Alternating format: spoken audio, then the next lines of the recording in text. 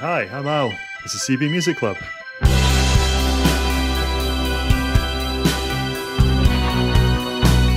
Welcome to CB Music Club. And welcome as always to Chris. Hello. To Will. Hello. And to Nick. Hello. Hello there, chaps. Nice to see you all. Hope you're all well. Yeah, lovely to see you too. Lovely to see you all. So, first question this week. All important. What the hell have you guys been listening to? Following up from our singles club last week, I went in search of a bit more Arabe Bazaar, which was my chosen single of the week. And he's got 3 albums, I think, on Bandcamp at the moment, all put out within the last sort of 12 months. I don't know whether he's just been busy during lockdown or stored them all up and stuck them out there. I only listened to one of them. Quite enjoyed it. Very different from the single that we listened to, which was, if you remember, very, very low-key. Bit of keyboard and singing over the top in a kind of charmingly lo-fi way. And very, very short, minute and a half. The last track on his album's over 10 minutes long, so he's not generally kind of little short ones. It was good. It's quite satirical. A little bit of humour in there, a little bit of politics, and very musically different from the little Plinky Plonky single that we listened to. I kind of picked up a bit of Divine Comedy from last week, and there's a bit more of that kind of vibe going on his album. Bit of Morrissey, it's that kind of thing, you know, with a little bit of sort of almost kind of Carter USM kind of lyrical wordplay going on. On the whole, quite enjoyed that. I bought the single that we reviewed last week, Song of the Ostrich, and I only listened to one other song by them, which is called The Sticks. I stuck it on our playlist from last week's podcast on YouTube. I will listen to more. I'll get around to it. Probably buy more of the stuff because, why not? Interesting. Certainly his album had a bit more complexity than might have been suggested by the single that we reviewed last week. But yeah, good. Enjoyed it. And the other thing I've been listening to, not necessarily by choice, but is just enormous amounts of David Bowie, which just seems to be played non-stop on Six Music at the moment because we hit 5 years from the anniversary of his death. 5 years. What a surprise. Damn, you beat me to it. I wasn't really a Bowie fan during his lifetime, but one of the early pleasures of lockdown was going through his back catalogue through the beauty of online streaming. Will, what have you been listening to? I tried to find a band that I've never heard of before, and I managed to do that. A band called Lanterns on the Lake, and that warmed me to them straight away. Idiosyncratic names. And they pulled out an EP called The Realist, and I was listening to that. Esther, my wife, was listening to it, and she said it's a bit Bjorky and it's a bit Goldfrappy. Neither which of those two bands I would have anything to do with normally. But I kind of liked it. It was 4 tracks on it. The one outstanding track on it, Romans, very good. And there was an instrumental at the end, which was not bad. So, yeah, listening to those and quite pleased to have gone out there and got some new music. Where are they from? Do you know anything about the band? Well, they're from the Northeast, fronted by a female singer who plays piano and I think is one of the main songwriters. If you look on their website, there's lots of decent merch. There's T-shirts and mugs. You're very keen on band merchandise, aren't you, Will? I am, and I think any band out there who are trying to take themselves seriously should be getting merch on their website straight away if they haven't got any already. And if they haven't got any, to make it up. Key rings, ironing board covers, Tea towels. that sort of thing. Yeah. Tea towels, yeah. I think it's a good idea. Tea towels, yeah. Handkerchiefs. That sort of thing. Is this a new release album that you listened to, Lanterns on the Lake? Yeah, it's out in January. It's good. It's well worth a listen. I look forward to hearing them. Also listening to, I've got a friend who's got a band, Visa Baby. That's Scott and Sam. What's it called? Visa Baby. They put a few songs out, not last year, the year before. So it's not new stuff, but the album we're listening to this week kind of reminded me a little bit of their style. And I think I now remember Scott saying that he was influenced by them. One of the songs definitely worth listening is Something Cool. Nick, what have you been up to? I was watching a live concert by a band called Midlake, a concert they'd done in Texas, I think. Don't know if you know that band, sort of American folk rock. I know the name, but I don't know the music. Yeah, I think they're one of these quite influential bands for musicians, and they have played with a lot of interesting people as well as doing their own stuff. It's a sort of kind of nice live concert in a small club in a small town in Texas. And the other thing was sort of from the sublime to the ridiculous, listening to an experimental hip-hop musician called Madlib, who had an album called Shades of Blue, where he has been remixing old Blue Note jazz records, doing a sort of hip-hop remixes. There's no lyrics, it's just a kind of groove thing. So I was quite enjoying that as well. Sounds interesting. That's called damning with faint praise. Yeah, it really is. I know that as soon as I mention hip-hop in front of these guys. Ach, no, I mean, it's each their own. If You can't like damn it if you haven't heard of it. You can. I mean, it's a bit pointless, but you can. Of course you can damn it. Without hearing it. Well, yeah, but that doesn't mean to Damn say... you. Yeah, I mean, I'm not saying It's half the fun. It's an adult thing to do, but it's quite enjoyable. I've been listening to Stephen Malkmus and the Jicks. I saw on YouTube an interview Stephen Malkmus did with, I can't remember which publication, in a theatre in Portland, Oregon, where he lives. And I'm not quite sure what to make of Malkmus the man. He seems to be quite a difficult figure, but, he's tall and he's slim and he's good looking for a 55-year-old. I don't know. And, he was in Pavement. I like Pavement. And the Jicks do sound kind of like Pavement. And, I've been listening to some of their stuff, just like random choices. And mainly, though, I've been listening to Bill Baird. You may recall Bill Baird from last week's single reviews. And I did the right thing, and I went to Bandcamp and I paid $10 to download what I thought was going to be 50 songs. But it was 50 releases, of which maybe 15 of them were individual songs and the rest were albums. And it's like hundreds and hundreds and hundreds of songs. That's a large body of work. Yeah, it's so many that I haven't actually finished unpacking them from their zip files yet. I've only listened to one of the albums, the magnificently named Never Heard of Him, a Bill Baird sampler. It's actually pretty great. It's got the song that we were talking about last week, Not a Perfect Person, on it as its opening track.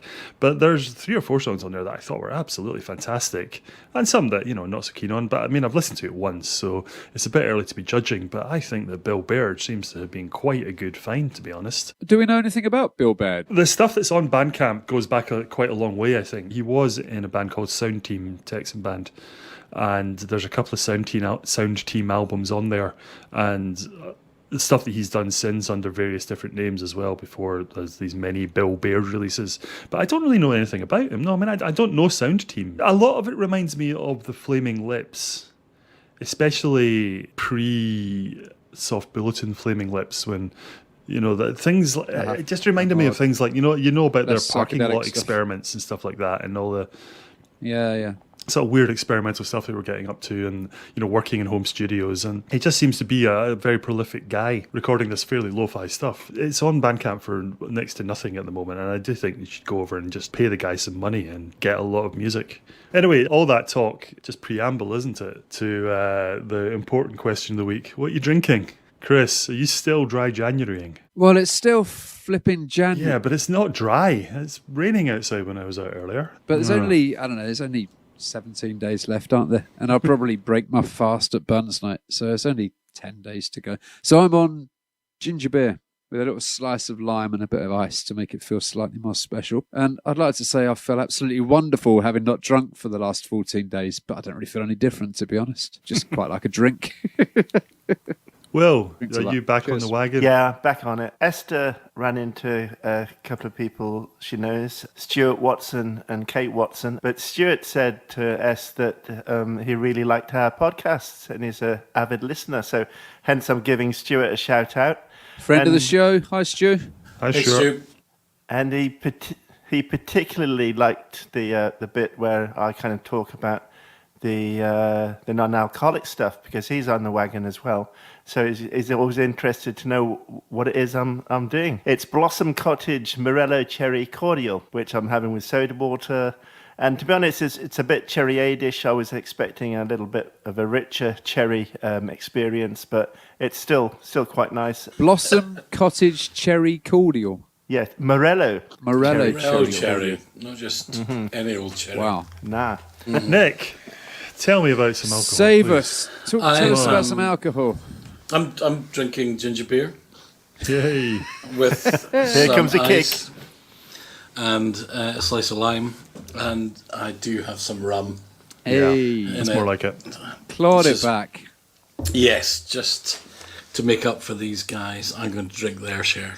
You realise next time I am just going to be drinking neat vodka all night, just to balance the dry January. Fair enough. I'm drinking beer. I got a combination of Joker IPA, which is made in Alloa, so it's nice Scottish beer. You guys know how much I like the Bad Company American Pale Ale, but I've decided to experiment with their West Coast Pale Ale tonight and see what that's like. Cheers then, chaps. Okay, quick musical interlude, and then Nick is going to give us a lovely talk about the year 1995.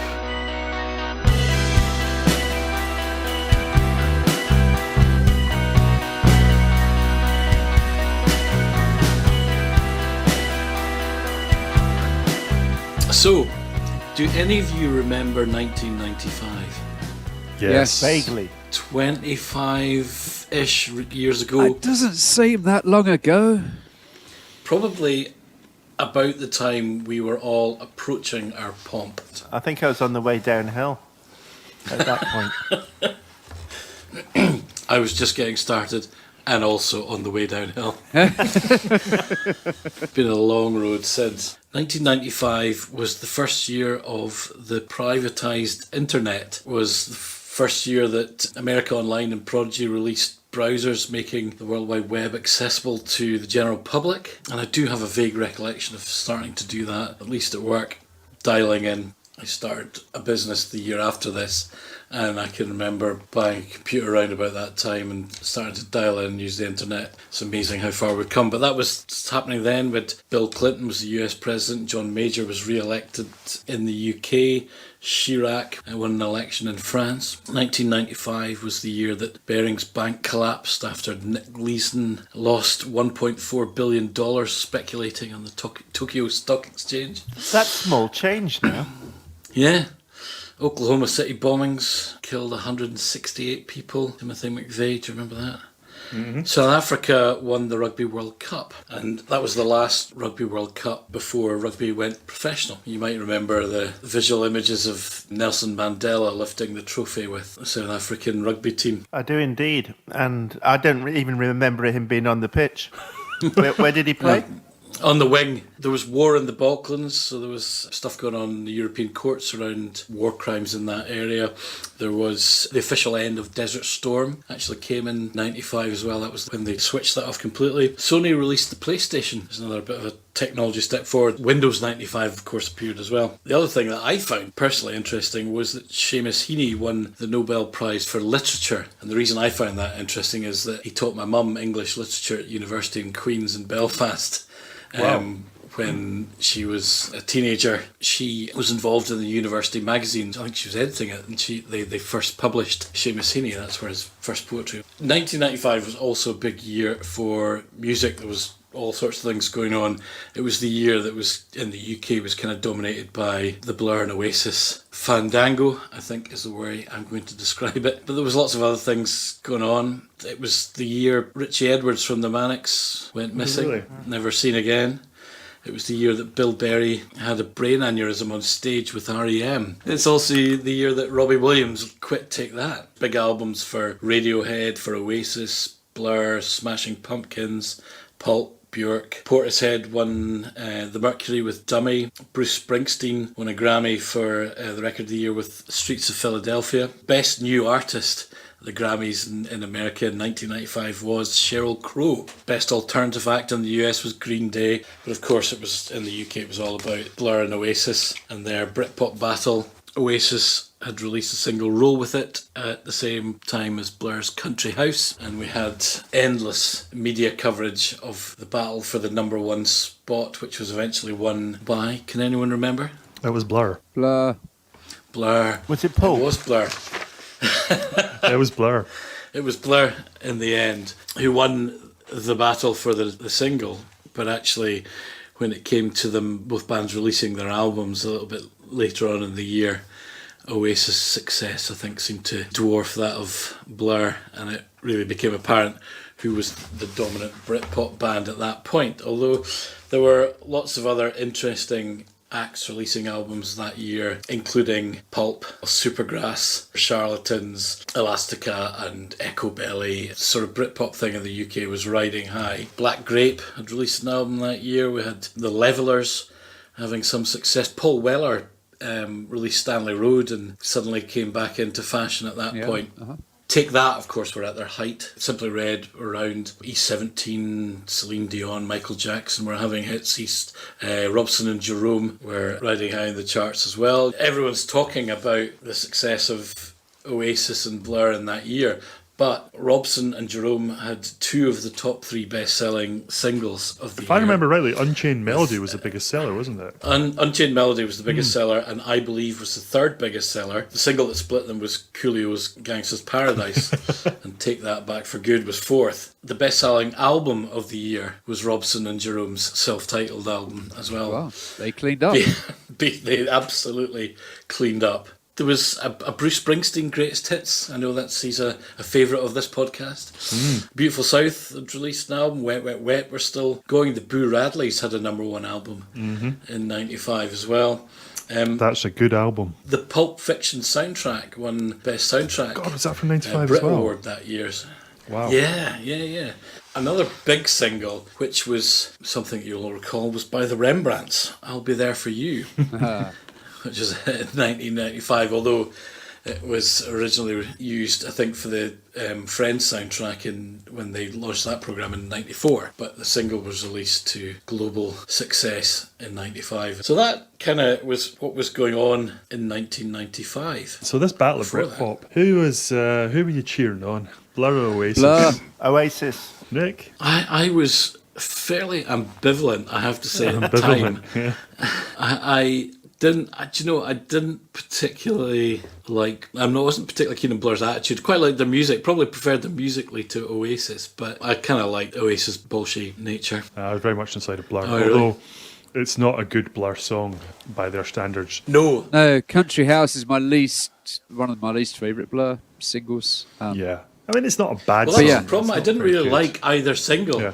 A Roll With It's terrible. Neither single was that good. Roll With It is a terrible song, though. It's got no redeeming features whatsoever, whereas Country House does have that little breakdown with the high-pitched singing. I can't even remember what it is they're singing. There's some stuff to like in Country House, but Roll With It's a dreadful song. I mean, I was going to say, did Oasis release a worse single? But then I'm forgetting that they had a career after that, so yeah, they did, didn't they? It may be a bad song, but it spawned an equally brilliant bad joke, which was, do you want some Oasis soup? You get a roll with it. Very good. Boom. Yowza. Yeah, sorry, I just had to know whose side we were all on in the war. It was a funny time. There are very few times when the top 10 goes, I suppose we would call go viral, but we didn't have the internet back then, so you couldn't really call it go viral. Well, you did have the internet then. As we've already established. Yeah, got to pay attention, Chris. When the battle for the #1 slot actually makes kind of national headlines, it's a rare moment. And this was one of those times where, the news at 10 was reporting who won it. And it was, it just went beyond where the charts should usually go. And it was kind of entertaining for that. And it was a good, energetic, exciting time in music. And it had come after a fairly, the early 90s weren't brilliant. Oh God, I loved the early 90s musically.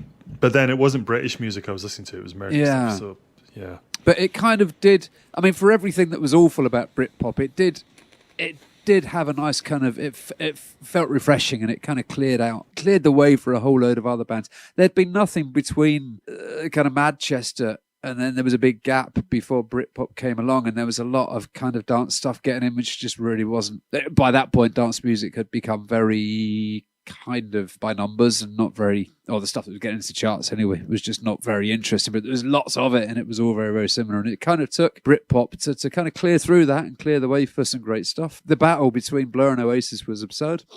Pulp were by far the better band. Yeah, 2 of the least interesting songs you could have selected as well. There was a lot better. I'm saying I was ambivalent about it, but I did buy both singles. I didn't buy either, and I really cared. No, I didn't buy either. But yeah, when you think, Misshapes and Common People off a different class that year, I mean, they're far better songs. Yeah. Than Absolutely. those. Yeah, Absolutely. and it's just insane that neither of those got to #1. And of course, they've only been mentioned in passing, but The Bends, I mean, Radiohead's The Bends is a fabulous album. A lot of good stuff going on in that. Yeah, Radiohead passed me by at that point. So that's 1995.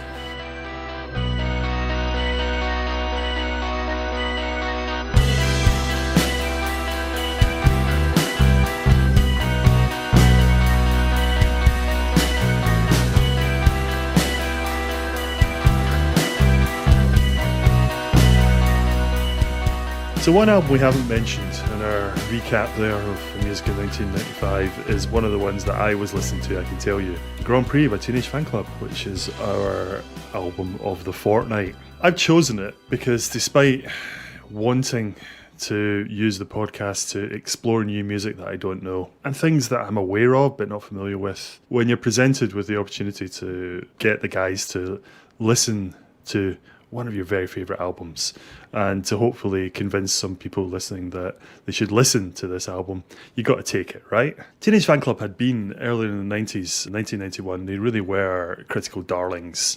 There's the famous story about them getting the Spin magazine album of the year in 1991 ahead of Nevermind. And this is the point that's always made, is that people can't believe that it could be selected ahead of Nevermind. But I would argue it's a much better album than Nevermind. And people are looking back and weighing the cultural significance of Nevermind, which in 1991 it didn't really have very much cultural significance. It had a couple of hit singles and sold quite well. Bandwagon S is good, but they were just a bunch of knockabout lads, didn't seem to take the whole thing very seriously. And then when they went to make their follow-up album, 13, I like it, but it was a bit of a critical and commercial failure. So when they came back in 1995, they really had something to prove with Grand Prix, and I think that they put everything that they had into this album and produced something quite special. It's a great album, just a wonderful collection of pop songs, really. What I was really afraid of going back to this is I've always felt that it tails off quite badly at the end, that I'm going to be selling this album as the greatest thing ever, and then I'm going to listen to it back and think the second half of it's a bit rubbish. So this is the mindset I went into it with. Nick, I know that you obviously know this album very well as well. What was your mindset going into it? Like you, this is one of my favourite albums. I'm a huge Teenage Fanclub fan, as you know. This isn't my favourite Teenage Fanclub album. My favourite Teenage Fanclub song is not on this album, but I do love this album. I think this is the album where they grew up, so I was quite excited about it. There was a little bit of me kind of doing the same thing as you, going, is it as good as I remember? But actually I have listened to it more recently because they reissued the albums that Teenage Fanclub released on Creation Records 2-3 years ago. Yeah, 2018, I think, yeah. They put out the albums from Bandwagon-esque up to Howdy. So they re-released them and actually toured them as well.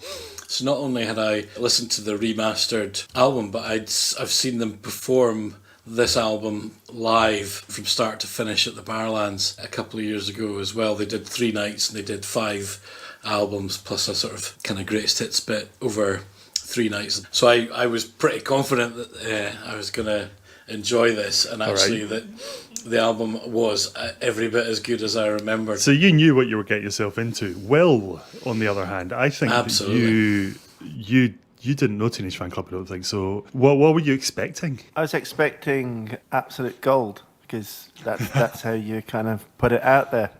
Yeah, well, this is the problem. So you're setting it up. No, I'd not really heard of Teenage Fanclub. When National Museum of Scotland did the Rip It Up, I'm kind of surprised they didn't have a bigger presence in the exhibition, to be honest, because this is a seriously good album with seriously good songwriting and seriously good musicians. Chris, I'm interested in what you thought, or what you were expecting, because I know that you didn't know Teenage Fanclub, and you have friends such as me, such as Nick, who are big friends. fans. Yeah, and well, I've just named 2 of them. Both of them. I'm struggling to think of any others, but I just named 2 of them. Yeah, I mean we're big fans, and you don't know him. So what were you thinking? I've always been ambivalent towards Teenage Fanclub. I was aware of them, but only really when I first came up to Scotland. For some reason, they just never really kind of crossed my bows when I was down south. I was in Bristol in '95. I was listening to loads of music, but for some reason, Teenage Fanclub never came into my sphere of music listening. It's only to say, when I came out to Glasgow, was first aware of them. And every Scottish friend that I know that loves music really likes Teenage Fanclub, and they just really passed me by. But what I had heard of them, I just saw them live. I saw them supporting the Pixies at Meadowbank many years ago. Anyway, so yeah, I was kind of ambivalent towards them. What I'd heard of them, I thought it just all sounded the same, and it didn't really excite me. That was how I came to this album.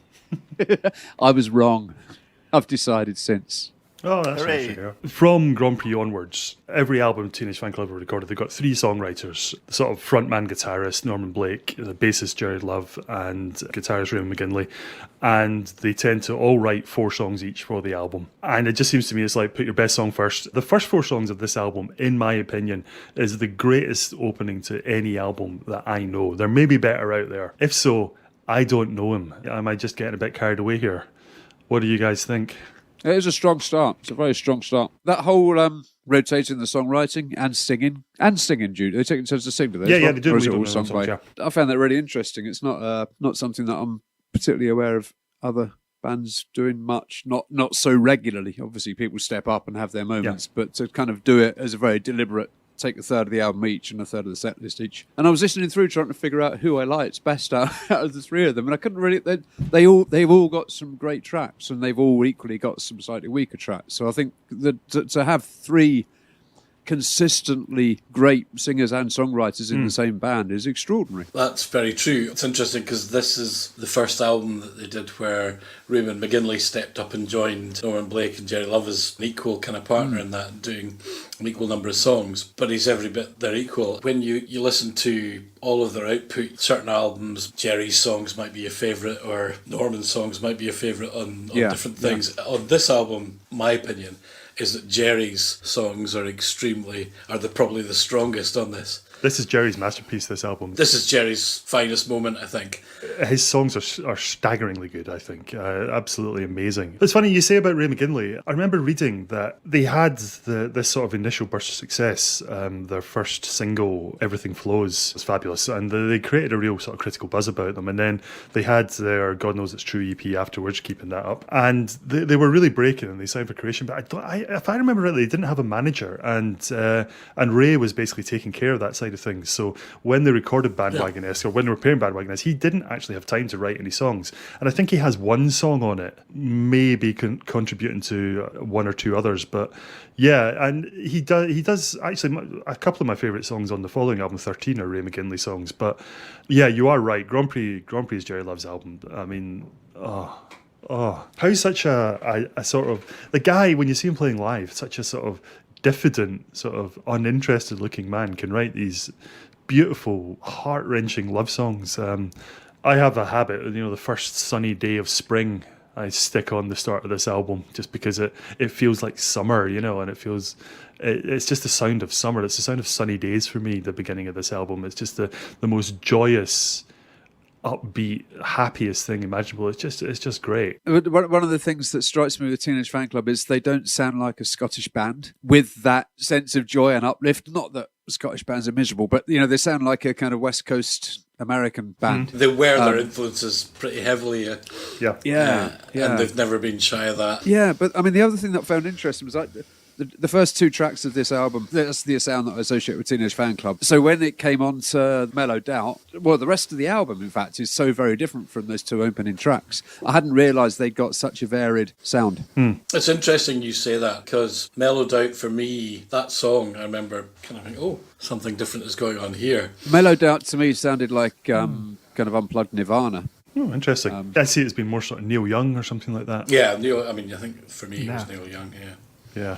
Do you know, it took me about a year to get the pun of Mellow Doubt, because the song is called Mellow Doubt and not Mellowed Out. And it took me about a year before I realised that there was a bit of a play on words going on there. I'm really not very clever sometimes. Will, you've not had much to say. What have you... No, I've been keeping quiet. Yeah. What did you make of the opening of the album? I hate to be the odd man out, but song 1, song 2 are happy, clever songs that the Monkees would have been quite happy to have kind of put out. The album didn't start till track 3 for me. The first tracks didn't do anything for me at all. I mean, good songs, but track 3 was when the album started for me. Wow. I can hear the daggers now. I'm giving you daggers because of the implied criticism of the Monkees. What the hell's wrong with you? I know, I have to say, I'm a huge Monkees fan. Yeah. Jeez, Sparky's Dream is the first Jerry Love song on the album, and it's just spectacular. It's just a great pop song. It is. I mean, like I say, number 1 for me, I've written down happy tune, and then number 2, clever happy tune. So it is a better track, according to the way my taxonomy. How many ticks, out of curiosity, have you given them? They both got a tick each. Oh, that's all right then. Did Mellow Doubt get 2?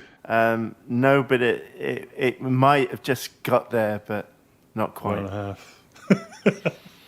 A bigger tick. But the star of the opening for me is Don't Look Back. Back in 2005, 10 years after this album came out, I, on my birthday party, put together a Teenage Fanclub covers band to play at my birthday party. And we called ourselves Middle-Aged Fanclub, obviously. And Don't Look Back was our last song because we just thought it was the best one. That opening's amazing. And I'm very keen on the midsection as well, and I always was, but I did have a tendency to just listen to the first 4 songs when I listened to the album and then go on something else, because although I think that track 5, Verisimilitude, is a really brilliant song, it's almost like the Andres Iniesta of the album in that is that a footballer? Magnificent but overshadowed by Messi and Xavi ahead of him, you know. Although and Iniesta did score the winning goal in the World Cup final, which those guys didn't, so I don't feel sorry for him exactly, but you know, he would have been Footballer of the Year, Ballon d'Or winner multiple times in another era. I still couldn't quite decide with Verisimilitude. I kind of found it in equal parts charming and quite irritating for being a bit too smart for itself. Clever. In its kind of, how many slightly complex words can you get to rhyme together? It was a little bit too clever for its own enjoyability, I thought, but the musically it's lovely. It's really warm. It's great, but the wordplay I just found a bit irritating. Oh, I like that about it. How do you feel about that, Will? About Verisimilitude? Well, yeah, you keep on picking the ones that I'm going to take issue with. That you haven't listened to. No, I've listened to it. There's something wrong with it, and in the chorus. Whoever is the songwriter, I don't know who wrote it. That's Ray. Deliberately tries so very hard to not use or go to what would be the expected resolution. And in doing that, it kind of is slightly confusing. So you've got this song with little bits of it that are truly amazing and brilliant, but it doesn't hang together as a complete song for me. It's not my favourite song on the album by any means, but the transition from the first chorus into the second verse is my favourite moment in the album. It's just done as a beautiful little sort of sleight of hand in the way that the guitars change. That's just really, really brilliant. And then you suddenly realise you're in the verse, and it's like, how did that happen? It's brilliant. I heard stuff like that. And I heard that, and it is quite amazing. But and it's full of little things like that, but it doesn't add up to a complete song for me. Each their own, even if you're wrong. Yeah, indeed. You're still entitled to your opinion. The next song, Neil Young, that's Neil Young, not Neil Young, is actually my least favourite one on the album, and it always was. And I think the reason for that is the album's biggest weakness is it's mastered too loud, and you can really hear it at the start of the album when About You begins and the guitars are very clangy and they are clipping a bit, and then when the singing starts the guitars just get much quieter because the whole thing is just too loud. It's a bit of a mess, and Neil Young is just so intensely loud that I just don't enjoy listening to it. It's obviously a good song, but my least favourite on the album, but it seems to be one that's quite beloved of a lot of Teenage Fanclub fans, I think. Yeah, I bet you I love quite it, enjoyed Nick. this one. I liked his voice in this. I do like it. I like the lyric, and I like, it's one of these things that when you become a fan and you start to understand or you pick up the story behind the song. So this is about Douglas Stewart from the BMX Bandits. This song is about one of his best pals. It's about them falling out. At a certain point, you can hear it, and you kind of know both protagonist in the song, and you're kind of going, oh, that's interesting that he was able to put that out there. I just find all that stuff fascinating, actually. Talking about how his friend was changing and perhaps moving away from their friendship because he'd got a girlfriend. I think a lot of people assumed at the time that the song was about Kurt Cobain, because obviously Kurt Cobain was a big fan of Teenage Fanclub, and I think they were quite good friends with him, and I think there was an assumption that this is who they were singing about, and the girlfriend who wasn't good enough for you was Courtney Love. I always said Courtney Pine, but that's someone else entirely. Had they toured together in the past? Because it seems an unlikely pairing of Teenage Fanclub and Nirvana to get together as kind of showbiz friends. They had played together. Well, they did. Yeah. Kurt Cobain talked about the first Teenage Fanclub album, Catholic Education, as being something that was quite influential on his songwriting. Actually, this is a recurring theme in Teenage Fanclub's career, is that all these bigger bands adopting them as their support act right the way through. And it started with Nirvana, but Radiohead had been touring with them as well as the support act. They supported the Pixies, as you said. They supported...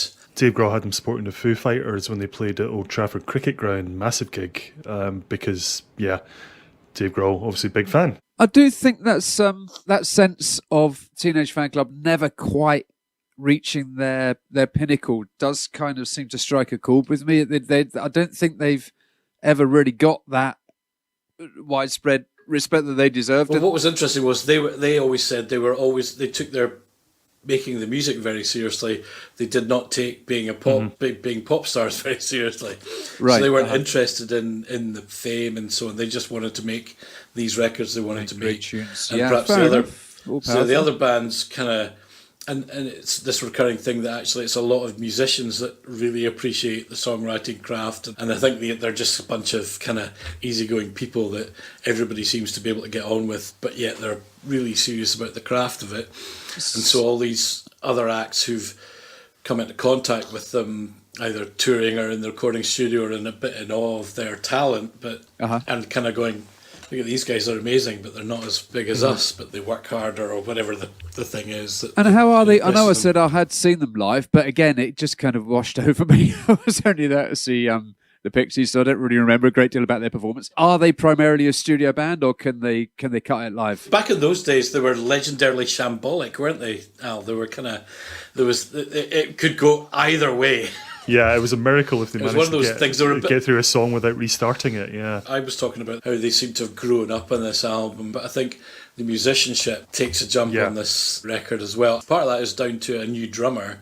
Yeah, well, I was about to say exactly that, yeah. So Brendan O'Hare had been moved on, and then Paul Quinn came in this album. He'd been the drummer in the Soup Dragons. He's much more traditional in his approach to things. Brendan O'Hare was a Keith Moon character, was playing all sorts of fills in all sorts of odd places, and then you had somebody with a real pop sensibility. This is a more grown-up album than what had gone before. There's less messing around, less fooling about. Apart from the very last one, there's no really like stupid kind of joke songs. And a large part of that, I think, is the change of drummer, but I think also a large part of the reason for the change of drummer was probably they're wanting to be a bit more grown up and a bit more serious. And I think he makes a real difference. I think About You, track 1, that when it goes into the midsection and he just plays this nice little syncopated beat, a bit behind the beat, and it's just got this real swing, real feel to it. And Brendan, perfect though he was for the earlier stuff, he just couldn't have played that, or he wouldn't have played that rather. I have an ex who knew Brendan O'Hare. I used to get sexually harassed by Brendan O'Hare on Facebook quite regularly.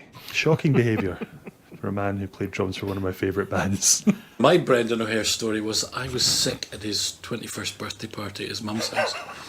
Hey! It was in his mum's back garden. It's terrible. Oh. I was at university in Glasgow at the time and was friends with some folk from nearby who knew Brendan. Brendan knew everybody, I think. So we'd all been at a club in Glasgow and all invited back to his mum's house for a post-club party.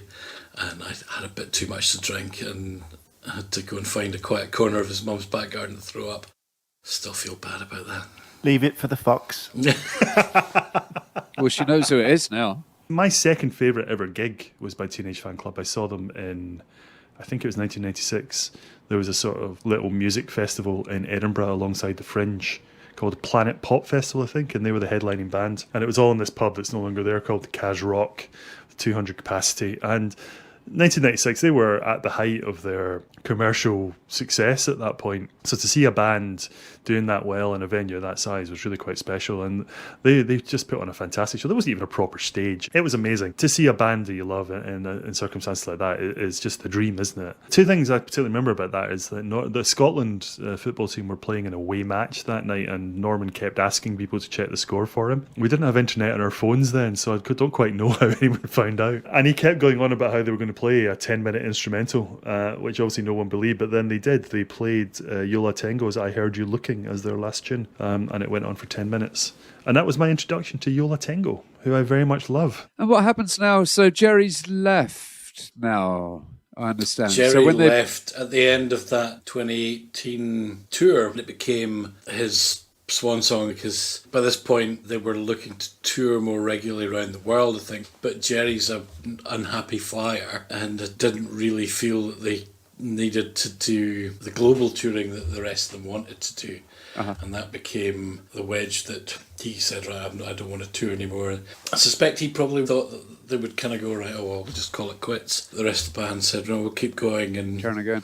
So when they play live, would they play his songs or do they no, just they leave don't. his off? Well, they haven't since. They brought in Dave, what's his name, from Bell and Sebastian, to come in to play keys. So he'd come in, play keyboards, in their live set and become a permanent member of the band in their recent albums. And then Jerry left, so he took over on bass, and they brought in Eurus Childs. He plays the keys. And I do love that idea of musicians from different bands that have all kind of made it themselves, just kind of mixing and matching. I saw Teenage Fanclub 2019 Leith Theatre with you, Nick. I saw Eurus Childs. And the previous time that I'd seen Eurus Childs playing live had been a solo gig supporting Yola Tengo. It's all just like circles within circles within circles. It's all connected, isn't it? So Disco Light. I love Disco Light. I think it's a great song. possibly my favourite song on the album. I really love Disco Light. It's not a song that I've ever danced to, but I imagine when the DJ plays your tune comes on and you're at your club, you're going to be touching the ceiling at that point. It's just such a wonderful line of just joy. That third verse, it's a very Jerry Love thing that he does, is that the last verse of his songs is usually different from the other verses of the song, whether there's another one or two. And he does it brilliantly here, where it's got the same melody as the second verse, which doesn't have the same melody as the first verse, but it's done in a big style and it isn't broken down like the other ones are. And you're right, it's just that lift when that bit happens. It's just like, it makes my heart race. It's just something wonderful. That they do well on a number of songs. Is that those build-ups? Build, to the kind of release. Take the Long Way Round, which is Jerry Love's song on their next album, Songs from Northern Britain, does a similar thing, and it's also fantastic. The third verse is just great. Will, you've been quiet for a while. What's your view on Disco Light? What a great track. And, if you put a brass section on the end of a pop rock song, then, you'll have the keys of my heart forever. I just loved it. It kind of reminded me a little bit of... That's not Disco Light, that's Tears. No. That's Chris's fault for skipping a tune. Okay. I've skipped a tune, have I? I didn't like Tears. Move on. Well, anyway, that's the one. Yeah, that's the one that I liked. Also, Disco Light, also... So they kind of, the last three songs, they all got 3 ticks for me. Wow. I think they're the best songs on the album. My view of the album has long been, those first 8 songs up to Disco Light, it's perfect. It can hardly be bettered. I mean, I go on about the first 4 because it's such a spectacularly strong opening. You just can't keep that intensity up for a whole album. But up to Disco Light, I've always felt that album was flawless. And then after that, I was always a bit like, that's usually when I turn it off. The rest of it wasn't new to me by any means, but I'd not really listened to these last 4 kind of 5 songs for a very long time. And I'll tell you what, they're much better than I remember. I like Say No. Very sweet, very gentle. And Going Places is a great song. I always found Going Places a bit boring, I must admit. But I was wrong about that. It's really good, especially coming into the last chorus, that big bit of guitar that brings it in. It's just, the whole album is just full of wonderful bits like that, and the songwriting is just great. I'll just stop gushing about it now. Other people can talk. I like it. Yeah, I'm getting that impression. I thought with Going Places, it had a great outro, but it went on for a bit too long. But I did like it. You know, when I listened to the album first time round, the last 4 songs, I kind of thought they're pretty weak. It ends weakly. But on the second listen, they all went up a tick. And the last song, Track 13, hardcore / ballad. that came so close to 3 ticks. I really wanted it to carry on at that pace.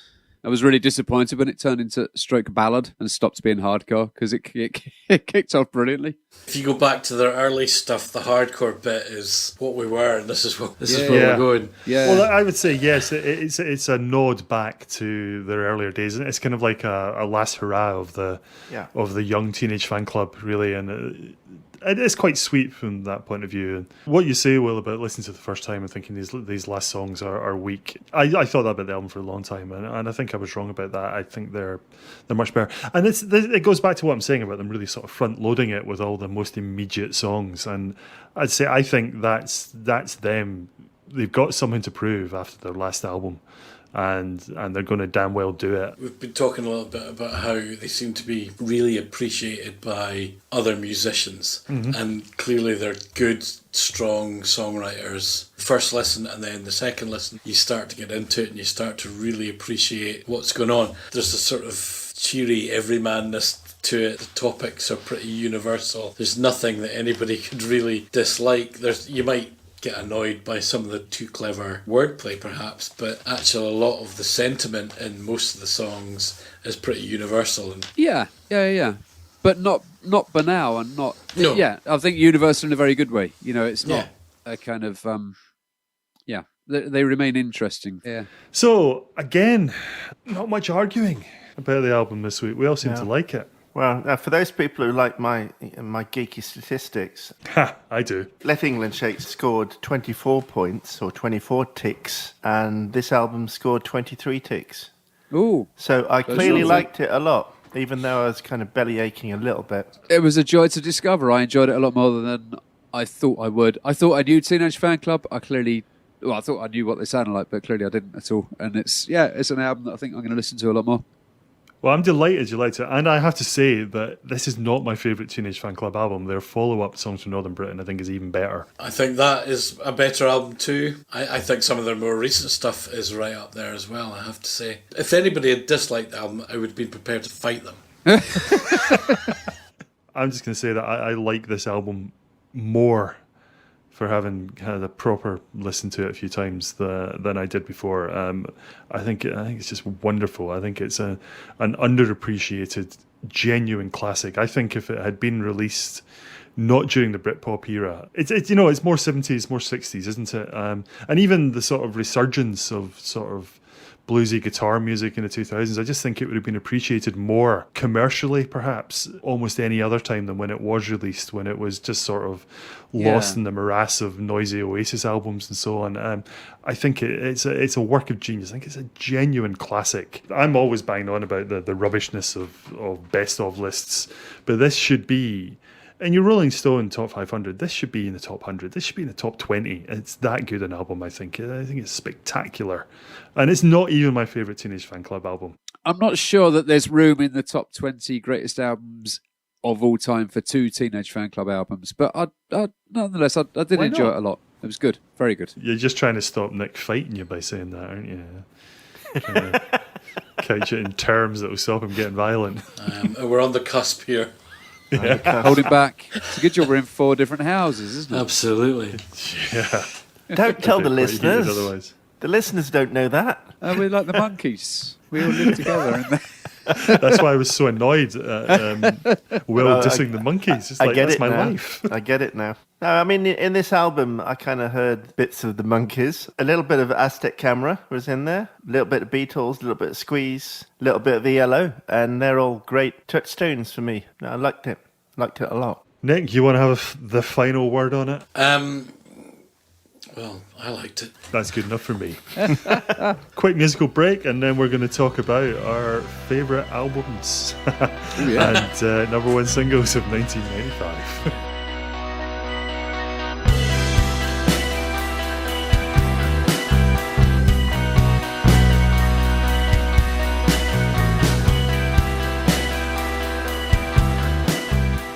Right, so we're going to look at the wider musical scene of 1995 now, and talk about our favourite albums and favourite number one singles from that year. So let's start with Will. Favourite album? Album-wise, 3 year in there for me. What's the Story, Morning Glory by Oasis, which I think is an amazing album. Before, and I look to see that Al is miming being sick. And then The Bends by Radiohead, an absolutely brilliant album full of brilliant songs. Probably my favourite one is Street Spirit, which is the only Radiohead song that I can actually play.